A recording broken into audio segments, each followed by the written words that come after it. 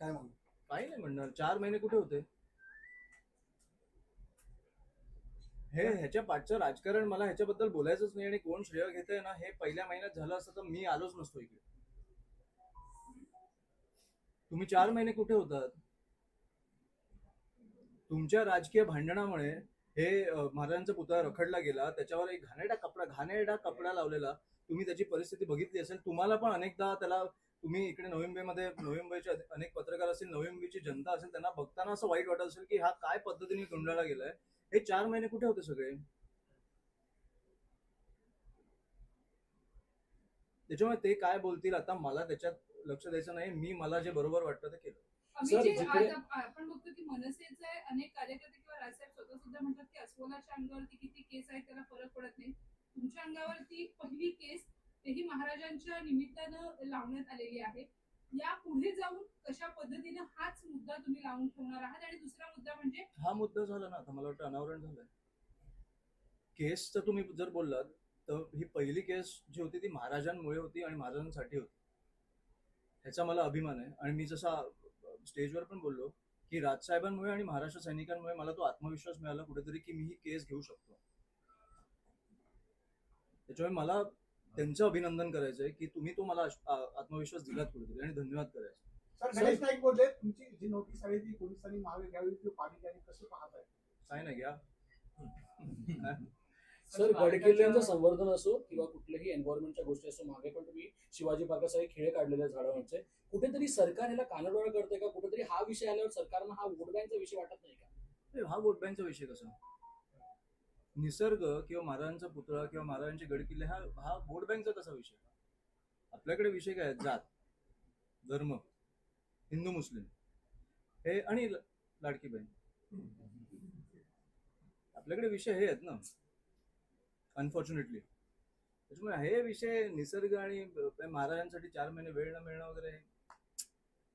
शर्मिला ठाकरे यांनी ज्या पद्धतीचं वक्तव्य केलेलं होतं की पार्थ पवार यांचं नाव सोयीस्कररित्या पुण्याच्या जमीन व्यवहार प्रकरणी टाळण्यात आलं, तुमच्या बाबतीत मात्र पटकन कारवाई किंवा तत्परता ही पटकन दिसली आणि त्या पद्धतीने गुन्हा सुद्धा नोंदवण्यात आला. राजकीय भ्रष्टाचार चालतात पण महाराजांचा अपमान खपून घेतला जात नाही, अशा पद्धतीचं एक चित्र आहे. नाही, म्हणून मला त्यांचं काही बोलायचं नाहीये.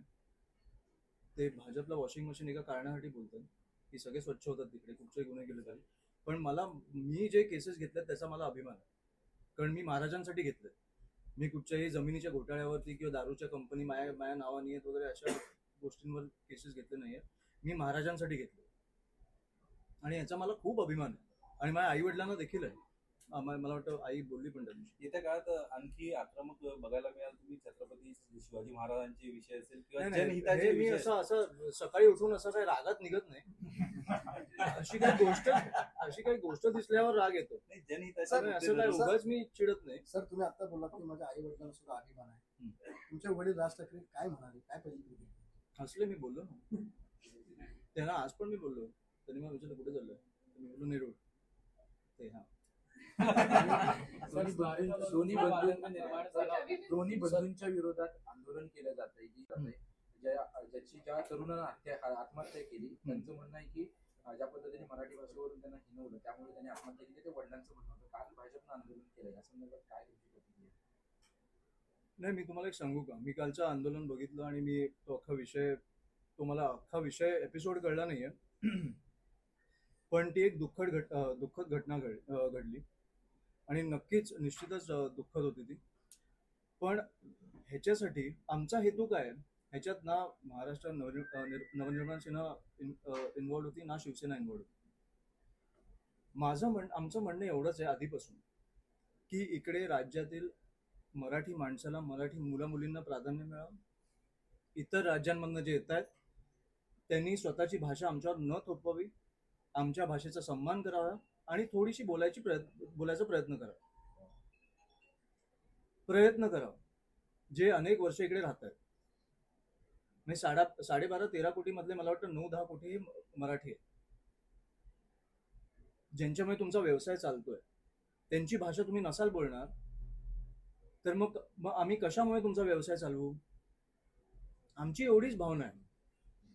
मी आता फॉर एक्झाम्पल राजसाहेब असतील, उद्धव साहेब असतील, मला वाटतं ते त्रिभाषी सूत्रावर एकत्र आले, सरकारच्या विरोधात आले.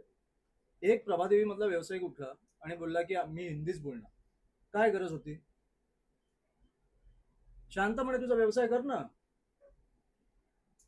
कोणामुळे चाललाय तुझा व्यवसाय? आणि मग त्याचं दुकान फोडल्यावर ते येऊन माफी मागतात राजसाहेबांची.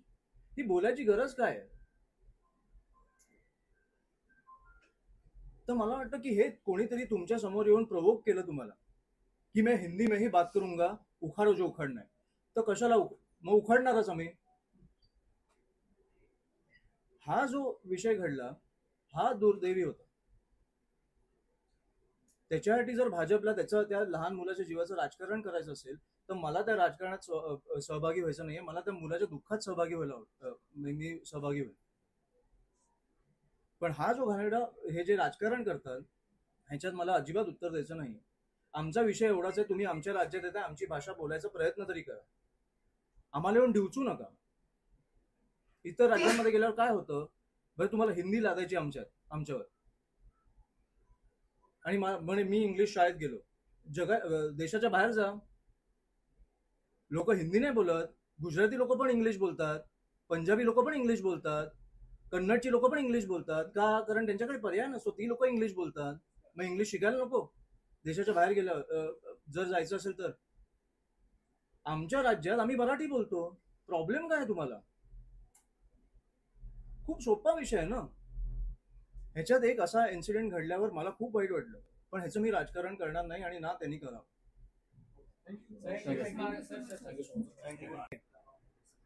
आणि मला अख्खा दिवस नाहीये आणि मला माहिती आहे थोडं केओस आहे, पण थोडं तर सहन करा.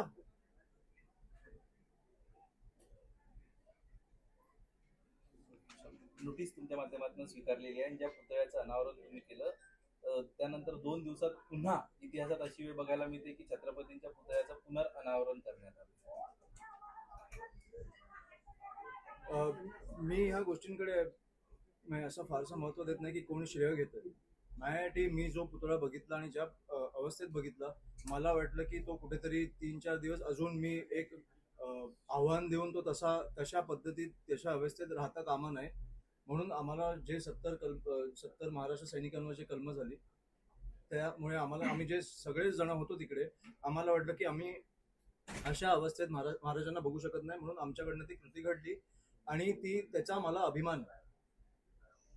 जे आम्ही तो कपडा घाणेरडा फाडला, महाराजांना पाण्याचा अभिषेक दिला. आमच्याकडे दूध नव्हतं पण पाण्याचा अभिषेक दिला. त्याच्यानंतर आम्ही त्यांची आरती केली आणि त्याच्यामुळे जर आमच्यावर कलम होत असतील तर मला अभिमान आहे. अजून टाकायचे तर टाका. आणि ती नोटीस आहे, त्याच्यामुळे ह्याचा मला अभिमान आहे. मला अजिबात वाईट वाटलं नाहीये आणि ती मी नोटीस घ्यायला आज मी नेरूळमध्ये आलो. नोटीस देण्यासाठी पोलीस शिवतीर्थावर देखील आले होते.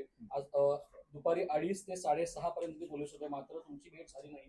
तो काय प्रकार होता? ती भेट झाली नाही की नाही? मी 1 ते 2 दिवस आधीच मला कळलेलं की नोटीस माझ्यावर जेव्हा गुन्हा दाखल झाला तेव्हा मला कळलं की नोटीस द्यायला येणार आहेत.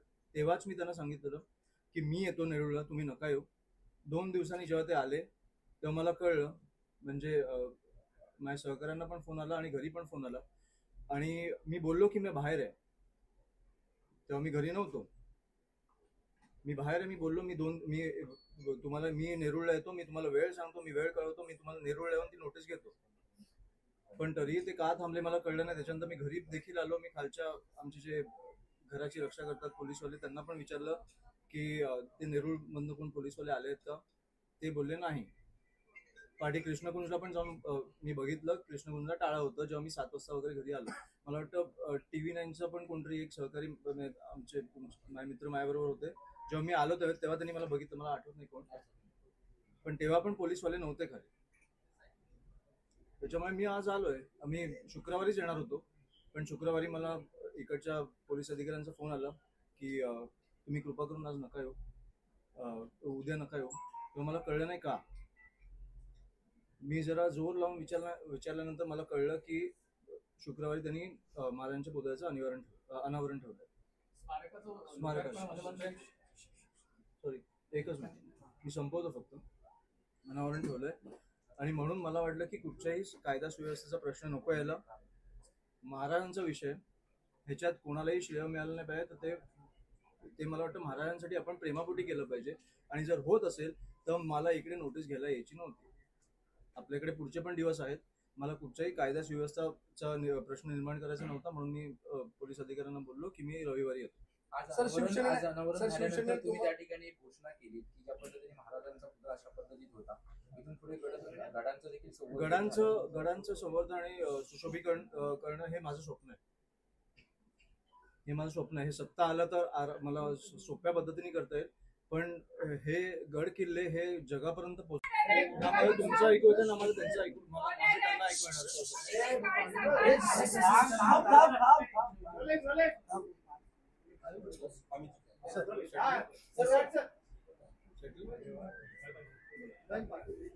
अभिजी, नेहरू पोलिसांनी संबंधित पुतळ्यासंदर्भात नोटीस बजावली होती छत्रपती शिवाजी महाराजांच्या. काय सांगाल? आणि हे माझं स्वप्न आहे. हे सत्ता आलं तर मला सोप्या पद्धतीने करता येईल. पण हे गड किल्ले हे जगापर्यंत पोहोचवणं हे माझं स्वप्न आहे. की जगाला कळलं पाहिजे की आपले गड किल्ले काय होते, कसे इतिहास काय होता, महाराज काय होते, महाराजांनी गड किल्ले कसे घडवले, हे मला वाटतं जगाला कळलं पाहिजे आणि जग बघायला आलं पाहिजे. हे माझं स्वप्न आहे. म्हणून मी आज बोललो की जसं ह्या गोष्टींना एक भाग्य लागतं, एक नशीब लागतं. 4 महिने रखडलेला विषय माझ्या हातनं होतो, याला एक नशीब लागतं. तसंच मला वाटतं की गड किल्ले अनेक वर्ष रखडलेलं आहे, याला मला वाटतं की महाराष्ट्र सैनिकांचाच एक हात लागणार आहे, ज्याच्यामुळे ते जगापर्यंत पोहोचणार आहे.